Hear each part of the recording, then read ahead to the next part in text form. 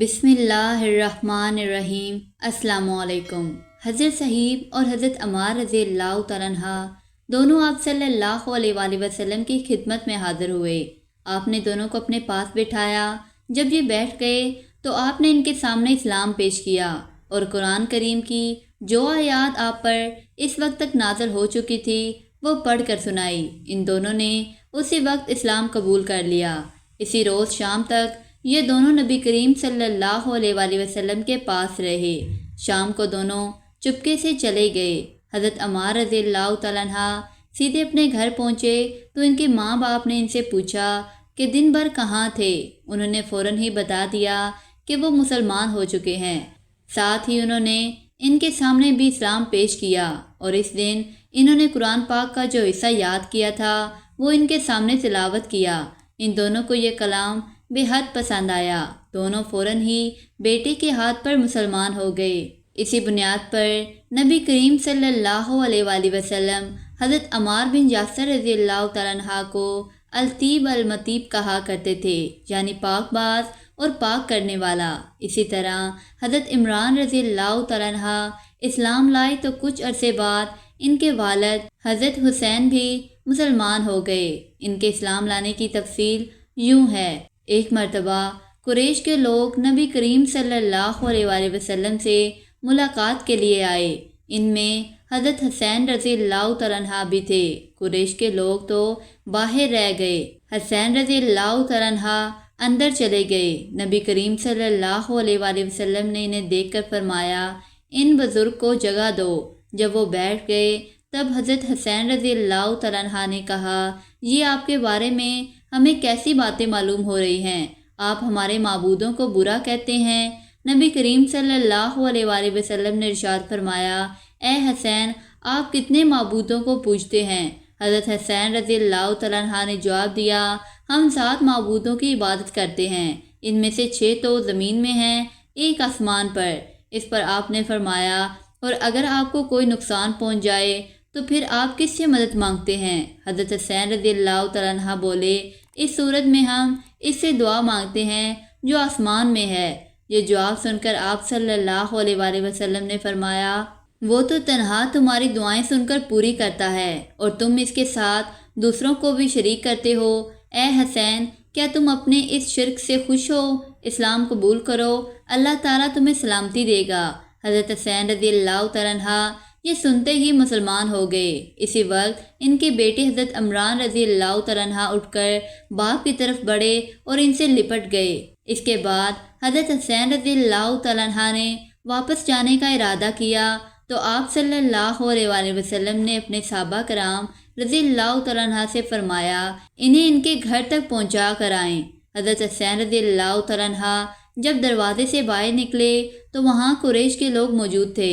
انہیں دیکھتے ہی بولے لو یہ بھی بے دین ہو گیا۔ اس کے بعد وہ سب لوگ اپنے گھروں کو لوٹ گئے اور صحابہ کرام نے حضرت حسین رضی اللہ تعالیٰ عنہ کو ان کے گھر تک پہنچایا۔ اسی طرح 3 سال تک نبی کریم صلی اللہ علیہ وآلہ وسلم خفیہ طور پر تبلیغ کرتے رہے۔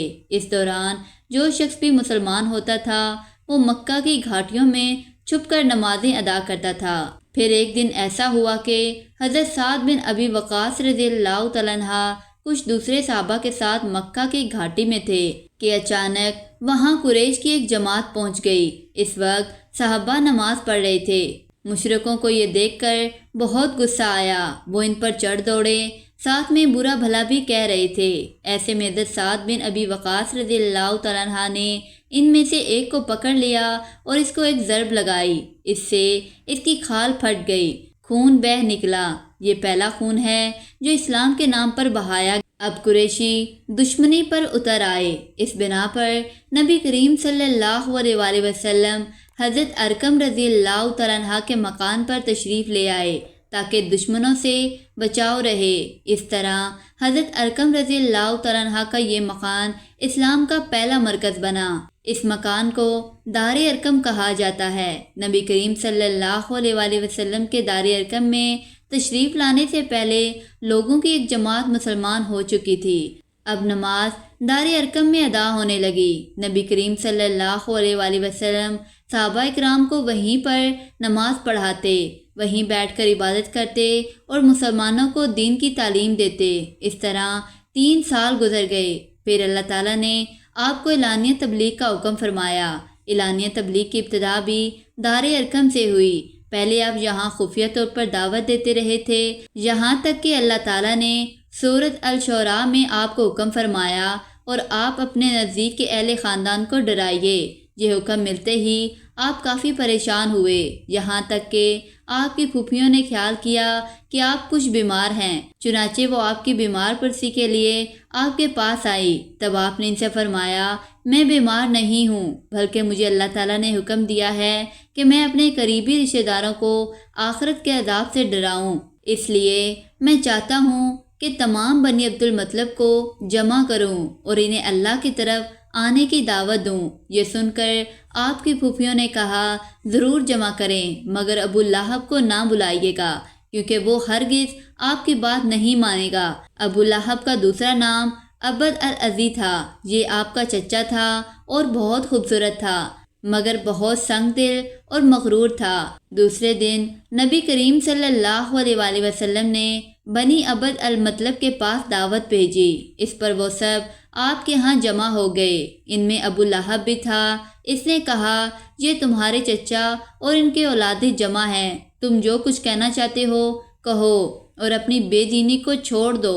ساتھ ہی تم یہ بھی سمجھ لو کہ تمہاری قوم میں یعنی ہم میں اتنی طاقت نہیں ہے کہ تمہاری خاطر سارے عربوں سے دشمنی لے سکیں، لہذا اگر تم اپنے معاملے پر اڑے رہے تو خود تمہارے خاندان والوں ہی کا سب سے زیادہ فرض ہوگا کہ تمہیں پکڑ کر قید کر دیں، کیونکہ قریش کے تمام خاندان اور قبیلے تم پر چڑھ دوڑیں۔ اس سے تو یہی بہتر ہوگا کہ ہم ہی تمہیں قید کر دیں۔ اور میرے بھتیجے، حقیقت یہ ہے کہ تم نے جو چیز اپنے رشتہ داروں کے سامنے پیش کی ہے، اس سے بدتر چیز کسی اور شخص نے آج تک پیش نہیں کی ہوگی۔ آپ نے اس کی بات کی طرف کوئی توجہ نہیں فرمائی اور حاضرین کو اللہ کا پیغام سنایا۔ آپ صلی اللہ علیہ وآلہ وسلم نے فرمایا، اے قریش، کہو اللہ کے سوا کوئی معبود نہیں اور محمد صلی اللہ علیہ وآلہ وسلم اللہ کے رسول ہیں۔ آپ نے ان سے یہ بھی فرمایا، اے قریش، اپنی جانوں کو جہنم کی آگ سے بچاؤ۔ وہاں صرف آپ کے رشتہ دار ہی جمع نہیں تھے، بلکہ قریش کے دوسرے قبیلے بھی موجود تھے، اس لیے آپ نے ان کے قبیلوں کے نام لے لے کر انہیں مخاطب فرمایا، یعنی آپ نے یہ الفاظ ادا فرمائے، اے بنی ہاشم، اپنی جانوں کو جہنم کے عذاب سے بچاؤ۔ اے بنی عبد شمس، اپنی جانوں کو جہنم کی آگ سے بچاؤ۔ اے بنی عبد مناف، اے بنی زہرا، اے کعب بن لوی، اے بنی مرو بن کہب، اپنی جانوں کو جہنم کی آگ سے بچاؤ۔ اے صفیہ، محمد کی پھوپھی، اپنے آپ کو جہنم کی آگ سے بچاؤ۔ ایک روایت کے مطابق آپ نے یہ الفاظ بھی فرمائے، نہ میں دنیا میں تمہیں فائدہ پہنچا سکتا ہوں، نہ آخرت میں کوئی فائدہ پہنچانے کا اختیار رکھتا ہوں، سوائے اس صورت کے کہ تم کہو لا الہ الا اللہ، چونکہ تمہاری مجھ سے رشتہ داری ہے، اس لیے اس کے بھروسے پر کفر اور شرک کے اندھیروں میں گم نہ رہنا۔ اس پر ابو لہب آگ بگولا ہو گیا۔ اس نے تلملا کر کہا، تو ہلاک ہو جائے، کیا تو نے ہمیں اسی لیے جمع کیا تھا؟ پھر سب چلے گئے۔ اس کے بعد کچھ دن تک آپ صلی اللہ علیہ وآلہ وسلم خاموش رہے۔ پھر آپ صلی اللہ علیہ وآلہ وسلم کے پاس جبرائیل علیہ السلام نازل ہوئے۔ انہوں نے آپ صلی اللہ علیہ وآلہ وسلم کو اللہ کی جانب سے اللہ تعالیٰ کے پیغام کو ہر طرف پھیلا دینے کا حکم سنایا۔ آپ صلی اللہ علیہ وآلہ وسلم نے دوبارہ لوگوں کو جمع فرمایا۔ ان کے سامنے یہ خطبہ ارشاد فرمایا، اللہ کی قسم جس کے سوا کوئی معبود نہیں، میں خاص طور پر تمہاری طرف اور عام طور پر سارے انسانوں کی طرف اللہ کا رسول بنا کر بھیجا گیا ہوں۔ اللہ کی قسم، تم جس طرح جاگتے ہو اسی طرح ایک دن حساب کتاب کے لیے دوبارہ جگائے جاؤ گے، پھر تم جو کچھ کر رہے ہو اس کا حساب تم سے لیا جائے گا۔ اچھائیوں اور نیک اعمال کے بدلے میں تمہیں ایک اچھا بدلہ ملے گا اور برائی کا بدلہ برا ملے گا۔ وہاں بلا شبہ ہمیشہ ہمیشہ کے لیے جنت ہے یا ہمیشہ ہمیشہ کے لیے جہنم ہے۔ اللہ کی قسم، اے بنی عبد المطلب، میرے علم میں ایسا کوئی نوجوان نہیں جو اپنی قوم کے لیے اس سے بہتر اور اعلیٰ کوئی چیز لے کر آیا ہو، میں تمہارے واسطے دنیا اور آخرت کی بھلائی لے کر آیا ہوں۔ آپ صلی اللہ علیہ وآلہ وسلم کے اس خطبے کو سن کر ابو لہب نے سخت ترین الفاظ میں کہا، اے بنی عبد المطلب، اللہ کی قسم یہ ایک فتنہ ہے، اس سے پہلے کہ کوئی دوسرا اس پر ہاتھ ڈالے بہتر یہ ہے کہ تم ہی اس پر قابو پا لو۔ یہ معاملہ ایسا ہے کہ اگر تم اس کی بات سن کر مسلمان ہو جاتے ہو تو یہ تمہارے لیے ذلت رسوائی کی بات ہوگی، اگر تم اسے دوسرے دشمنوں سے بچانے کی کوشش کرو گے تو تم خود قتل ہو جاؤ گے۔ اس کے جواب میں اس کی بہن یعنی نبی کریم صلی اللہ علیہ وآلہ وسلم کی پھوپھی صفیہ نے کہا، بھائی کیا اپنے بھتیجے کو اس طرح رسوا کرنا تمہارے لیے مناسب ہے؟ اور پھر اللہ کی قسم بڑے بڑے عالم یہ خبر دیتے آ رہے ہیں کہ عبد المطلب کے خاندان میں سے ایک نبی ظاہر ہونے والے ہیں، لہذا میں تو کہتی ہوں یہی وہ نبی ہے۔ ابو لہب کو یہ سن کر غصہ آیا، وہ بولا، اللہ کی قسم یہ بالکل بکواس اور گھروں میں بیٹھنے والی عورتوں کی باتیں ہیں۔ جب قریش کے خاندان ہم پر چڑھائی کرنے آئیں گے اور سارے عرب ان کا ساتھ دیں گے تو ان کے مقابلے میں ہماری کیا چلے گی؟ خدا کی قسم ان کے لیے ہم ایک نوالے کی حیثیت ہوں گے۔ اس پر ابو طالب بول اٹھے، اللہ کی قسم جب تک ہماری جان میں جان ہے ہم ان کی حفاظت کریں گے۔ اب نبی کریم صلی اللہ علیہ وآلہ وسلم صفا پہاڑی پر چڑھ گئے اور تمام قریش کو اسلام کی دعوت دی۔ ان سب نے فرمایا، اے قریش، اگر میں تم سے یہ کہوں کہ اس پہاڑ کے پیچھے سے ایک لشکر آ رہا ہے اور وہ تم پر حملہ کرنا چاہتا ہے تو کیا تم مجھے جھوٹا خیال کرو گے؟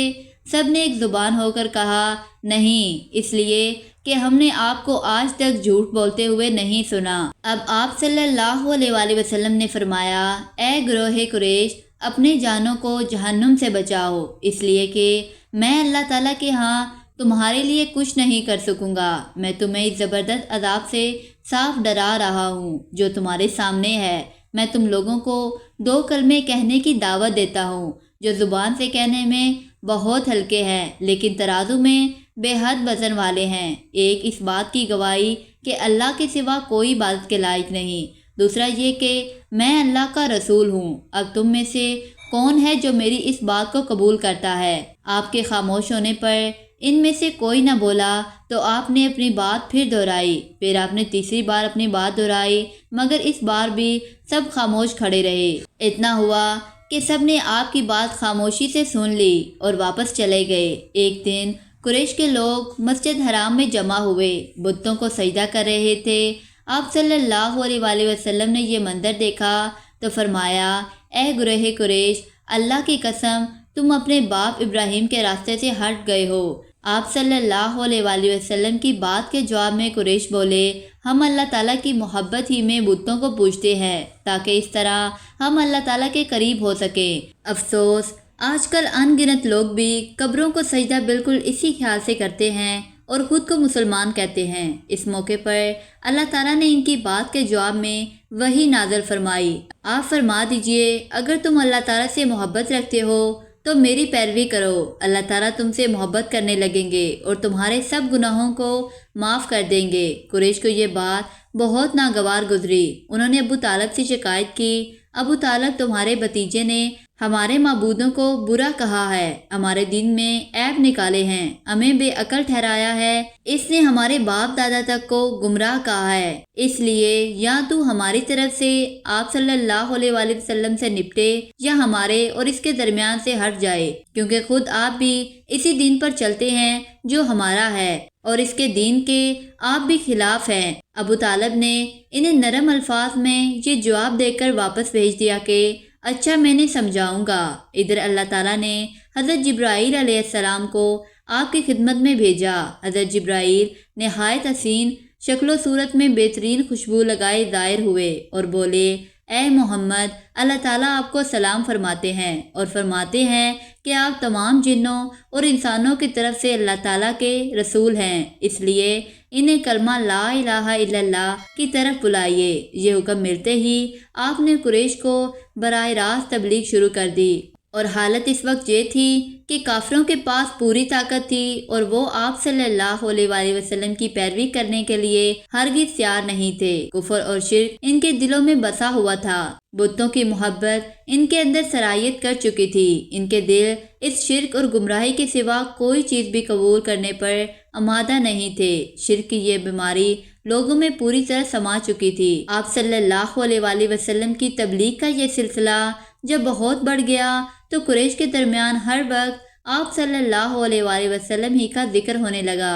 وہ لوگ ایک دوسرے سے بڑھ چڑھ کر آپ صلی اللہ علیہ وآلہ وسلم سے دشمنی پر اتر آئے، آپ کے قتل کے منصوبے بنانے لگے، یہاں تک کہ سوچنے لگے کہ آپ کا معاشرتی بائیکاٹ کر دیا جائے۔ لیکن یہ لوگ پہلے ایک بار پھر ابو طالب کے پاس گئے اور ان سے بولے، ابو طالب، ہمارے درمیان آپ بڑے قابل ہیں، عزت دار اور بلند مرتبہ آدمی ہیں۔ ہم نے آپ سے درخواست کی تھی کہ آپ اپنے بھتیجے کو روکیے، مگر آپ نے کچھ نہیں کیا۔ ہم لوگ یہ بات برداشت نہیں کر سکتے کہ ہمارے معبودوں کو اور ہمارے باپ داداؤں کو برا کہا جائے، ہمیں بے عقل کہا جائے۔